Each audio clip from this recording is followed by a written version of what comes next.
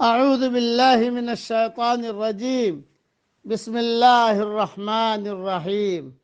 سورہ صاد کی چند آیتیں پڑھ رہا ہوں۔ آیت نمبر 26، آیت نمبر 27، آیت نمبر 28، آیت نمبر 29۔ یا داؤد انا جعلناک خلیفۃ فی الارض فاحکم بین الناس بالحق ولا تتبع الہوى فیضلک عن سبیل اللہ۔ اے داؤد، ہم نے تمہیں زمین میں خلیفہ بنا دیا، تم لوگوں کے درمیان حق کے ساتھ فیصلہ کرو اور اپنے نفسانی خواہش کی پیروی نہ کرو، ورنہ وہ تمہیں اللہ کی راہ سے بھٹکا دے گی۔ ان الذين يضلون عن سبيل الله لهم عذاب شديد بما نسوا يوم الحساب۔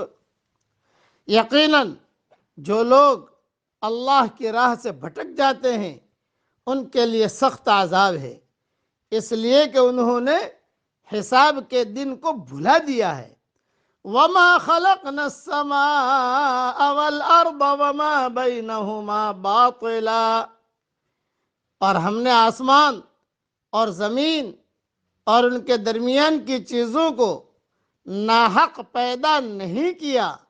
ذَلِكَ ظَنُّ الَّذِينَ كَفَرُوا فَوَيْلٌ لِّلَّذِينَ كَفَرُوا مِنَ النَّارِ۔ یہ گمان تو کافروں کا ہے، سو کافروں کے لیے خرابی ہے آگ کی۔ ام نجعل الذین آمنوا وعملوا الصالحات کالمفسدین فی الارض ام نجعل المتقین کالفجار۔ کیا ہم ان لوگوں کو جو ایمان لائے اور نیک عمل کیے ان کے برابر کر دیں گے جو ہمیشہ زمین میں فساد مچاتے رہے، یا پرہیزگاروں کو بدکاروں جیسا کر دیں گے؟ کتاب انزلناہ الیک مبارک لیدبروا آیاتہ ولیتذکر اولو الالباب۔ یہ بابرکت کتاب ہے جسے ہم نے آپ کی طرف اس لیے نازل فرمایا ہے کہ لوگ اس کی آیتوں پر غور و فکر کریں اور عقل مند اس سے نصیحت حاصل کریں۔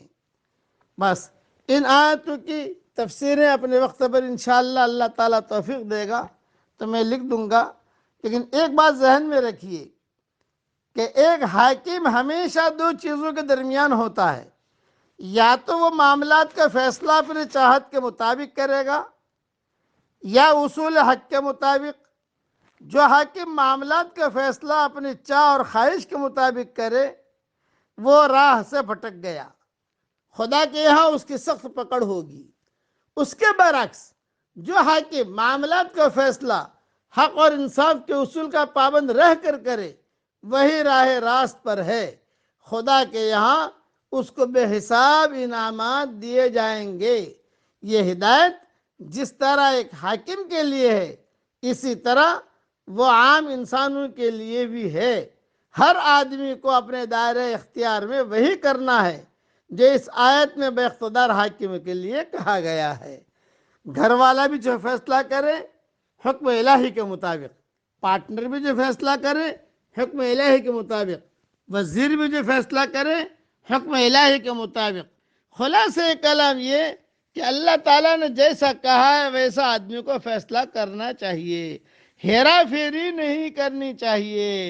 ہیرا پھیری کرنے والا ہلاک اور تباہ ہو جاتا ہے۔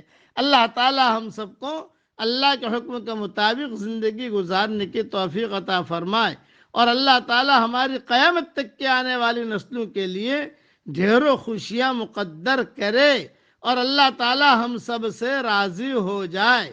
آمین۔ وآخر دعوانا ان الحمد للہ رب العالمین۔